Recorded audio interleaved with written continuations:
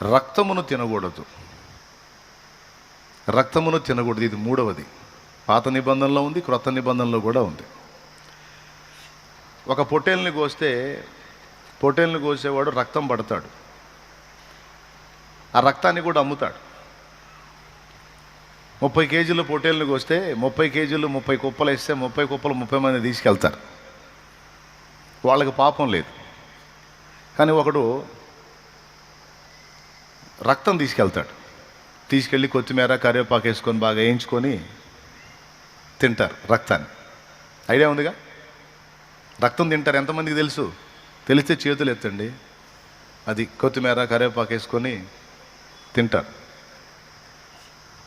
30 కేజీల పొట్టేలుకి 30 కుప్పలు తీసుకెళ్ళిందో 30 మందికి పాపం లేదు. కానీ రక్తముని ఎవడైతే తీసుకెళ్ళి వండుకు తిన్నాడో వాని లెక్క అడుగుతానన్నాడు. దాని ప్రాణము రక్తములో ఉంటుంది గనక రక్తము తిన్నవాడు ఆ ప్రాణిని తిన్నట్టు గనక వాడిని అడుగుతాను నేను లెక్క అన్నాడు. మరి రక్తాన్ని ఏం చేయాలంటే రక్తమును నేలను ఓడ్చాలి, మట్టితో కప్పేయాలి. ఎందుకంటే ఆ ప్రాణి నేల నుండి తీయబడింది కనుక తిరిగి ఆ ప్రాణాన్ని నేలలో కలుపుతున్నట్టు. అలా రక్తమును నేలను ఓడ్చిన వాడికి పాపం ఉండదు. అర్థమైందా?